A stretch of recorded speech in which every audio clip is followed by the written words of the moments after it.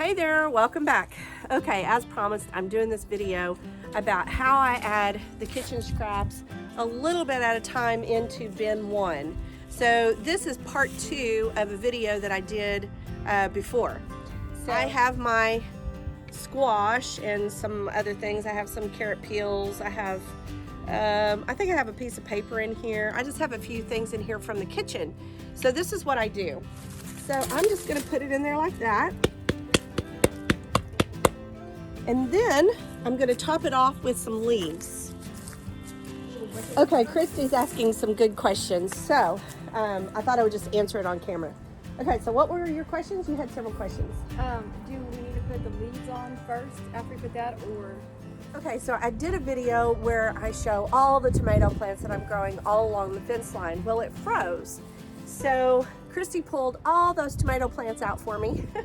And so now what we need to do is we need to cut all of this plant material out. Okay, so this is what it looks like right here. There's just a whole bunch of vines, and some of them are really long.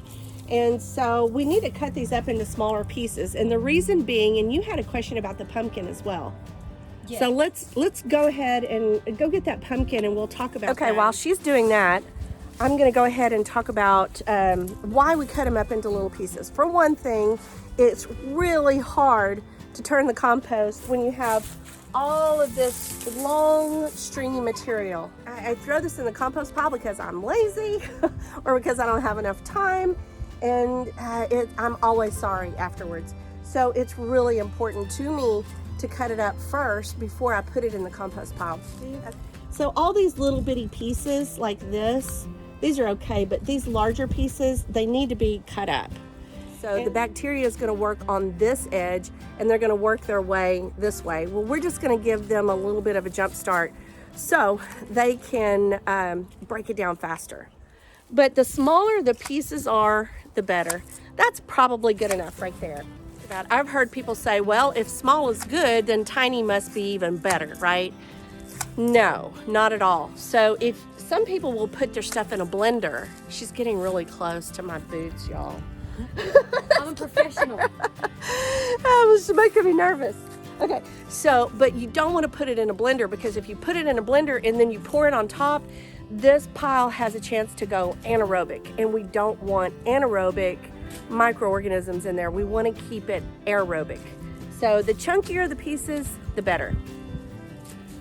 So before we put a lot more stuff on there, if you can see right there, and add some more leaves, and then we'll do another layer.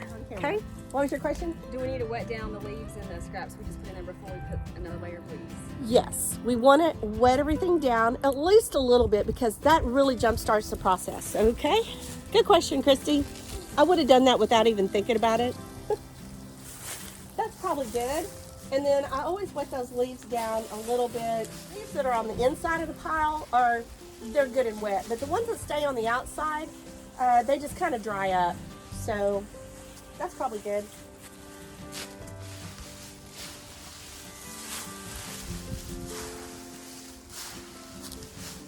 Yeah, let's wet that down just a little bit more. You want these leaves to be pretty good and wet. But again, these leaves, it's kind of like a shingle on a roof. When you spray the water on there, it kind of sheds off like a shingle. So I keep turning it a little bit.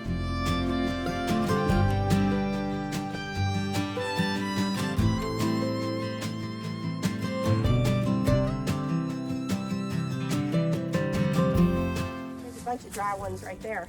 You can wet those down. But I would not wet down all of these tomato plants, because it'd just be harder to cut. We can wet those down after they're cut. Okay, that's good. How thick of a layer do you put the leaves on top of the compost? Okay, so a lot of people ask, are you on camera? Yeah. So a lot of people ask that question, and basically it goes by percentages. And it depends on what you're trying to do with your compost. We want to keep it high fungal content, so that means a lot of browns and a little bit of green. So all this material that we, usually whatever you bring in from the kitchen, it's gonna be green material or high nitrogen. This is all carbon or browns. So I like to keep it at 70% browns and then 30% nitrogen. I don't do it exactly. Like some people might get out calipers or scales or something like that. I just try to say, so you saw how much we put in there? That's 30%. So yeah, I would just say 70%. We'll see what she does. I'm going to put in 70%? Yeah, so whatever that was, 30%, just kind of, I just eyeball it, honestly. I make sure that I cover that up really, really well. One of the reasons that I want to make sure I cover it up really, really well is so we don't have any gnats. So we don't get a lot of fruit flies around this area. It should never smell. You should never, can you smell anything, Christy? It should never, never, never smell, and you should never have any kind of flies or gnats or anything like that. But the secret is you've got to make sure that you cover this green material. To be considered brown or green? Okay, so that's a good question, Christy. Okay, so when you pulled them out, you're the one who pulled them out. I didn't pull them out. I know they were frozen. A lot of times whenever you pull out frozen material, plant material out of the ground, it's still nitrogen. What was your question about this? Can you put that in the compost pile or not? Yes, you can put it in the compost pile, and what I'm going to do is I'm just going to kind of shred it. I'm going to tear it up. She's chopping. I'm going to tear. Like if I have junk mail, and I did talk about that in this other video I'll put up here about what I do and don't put in my compost. If I have not so much junk mail, but I have sensitive papers that has our name, account information, things like that on there. Sometimes you might see little white bits of shredded paper from our paper shredder. And you hear all these people talking about people going through other people's trash to try to get their personal information. And I'm like, nobody's going through this. They're not gonna, it's not worth it to go through that to get our personal information. So I don't do junk mail. A lot of people ask, well, what about the, you know, all the ink and everything that's on there? Really, the pile could take it as long as it's not waxy material. Okay, how small do they go? See, I would probably, see, if you just keep bending it in half, it's going to be really hard to turn. But if it's actually breaking, just remember, every single edge there is, that's where the bacteria can go to work on it. But that's fine. That's fine. Actually, what this will do, this is going to provide a little bit of aeration in the pile. So everything's not like really stacked on top of each other. And that's really good for aerobic activity and to keep it from going anaerobic. Just so having a little bit of a buffer where air can, I mean, you can see where if you put leaves on top of that or kitchen scraps on top of that, there's places where air can move in and out and all through that. Okay, here it is. There's a few in there. So here's some tomatoes that got frozen, and so she said, what about this piece of fruit right here? That's definitely green material. We're just gonna throw it in there, but I wanted to show you close up what this looks like before we put on another layer of leaves. Okay, this is pretty good right here. What we're gonna do is we're gonna go ahead and put on another layer of the wetted down leaves. What was your question? Do I need to wet down the green material before we put more leaves on it? Yes, because we have not wetted down this little pile of tomatoes yet. Tomato vine.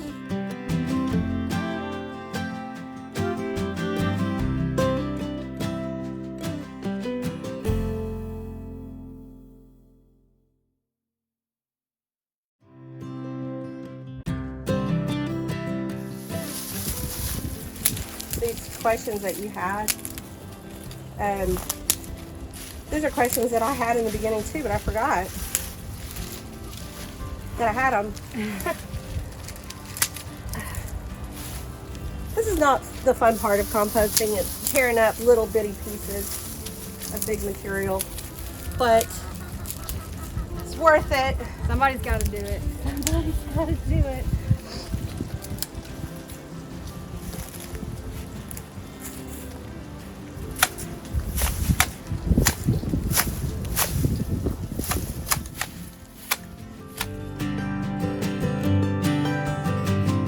Christie said, I think it's about time for leaves again. And I think she's right. But like around July or August, I have run out of brown material for my compost. So it really is that saying, if you've ever heard it before, if you're from Texas, you know exactly what I'm talking about. Make hay while the sun's shining, right? You gotta get your leaves while you can. And I hear so many people, I hate leaves, I hate raking leaves. And I'm like, I'll take those leaves. And they'll say, come get them. And then I always go into the questions about, well, what did you spray on your stuff there? You know, what did you spray on your trees? Did you spray pesticides, herbicides, fungicides? Because I don't bring any of that material in. So if it's someone that I know that doesn't spray that kind of stuff, then I will go get their leaves. I've had bags and black bags of leaves just all over the place, and I really don't like dealing with those black bags. But anyway, yeah, as you can see back there, we have a lot of leaves. Okay, so she's already put on another layer of leaves, and we're putting on another layer of sticks. I had said I don't usually make one pile all at the same time. I usually put on a layer of leaves, and then I cut a bucket of chicken scraps. And then the next day I'll, and then I cover that with leaves, and then the next day I'll bring out another bucket of chicken scraps. You know, I just save up all my chicken scraps for one day, and then, and I usually bring it out here like once a day, depending on if we eat out or Kitchen scraps, not chicken scraps. no, kitchen scraps. Let's go ahead and put in another layer of leaves. So this is going to be a really good compost pile because there's going to be lots of layers of aeration in here. It should take, if you're doing it hot, which this should be a hot pile, then it should take about 30 days. So we'll put the compost thermometer in here. We're going to watch the temperature. Once it gets to 131 degrees, we'll leave it there for a little bit, not for very long. And then we'll be turning it over into bin 2. So again, this is bin 1. This one is bin 2. And this little pile right here, the other day, this is finished compost, but not yet, but it will be. But this is just like the compost that I took over to the greenhouse in that prior video. We ran out of leaves. So one of the things that we have this leaf pile right here, we can move it over here, but before we do that, I wanted to show this because this is so cool. Anywhere where you have a lot of mulch, which basically the leaves are the mulch in the forest, right? So anywhere that you have ground covering, the soil is going to be so much better. So over here, like right in this spot, this is where we do a lot of walking. This is our path to go in and out of the chicken coop. See if you can hear this. Okay, now, and you can see it's not going down very far. Let me take those leaves off. But now right here, look at that. Look how much further down it went. Do it again. You can hear it too. You can use your 5 senses to tell what good soil is, and that's a whole other video. But this fork is going down way further. That's why I always say the best soil is right underneath the compost pile. That's where we're going to have the most organisms. That's where we're going to have the most aeration. That's where we're going to have a lot of earthworms. And but this is where I use. So I'm not going to dig up the soil, but I am going to move this other leaf pile over to here because we need more leaves, and we're going to have to wet everything down. I think you get the gist. We're just trying to do 30% greens or nitrogen material to 70% brown material. Thank you. Carbon material, and we're not weighing it. We're eyeballing it. Okay, some people just get way too crazy with this. We still have a pile of the tomato plants, so we're going to fill up this whole bin for sure. But that's very unusual. Usually, I'm bringing out the kitchen scraps, covering them up with leaves. Don't worry about it again until the next day. It takes me 5 minutes, which this is taking us a lot longer. But this is going to be a good aerated pile because we have all of this stick material in here. All right, that's going to do it for this one. Until next time, y'all stay safe out there. Oh, don't forget to subscribe if you haven't done so already so you can see more videos like this. And say bye, Christy. Bye. And hit that like button if you liked it. And don't forget, there's a little share button down here. And if you click that share button, it's going to copy the link and you can text it to someone who's really into it or share it on Facebook or whatever. And we love it when you share. All right, talk to you guys next time. Bye for now. Good question, Christy. Oh, where'd it go? Where'd it go? And then this one is been. Don't worry about it. Blooper reel.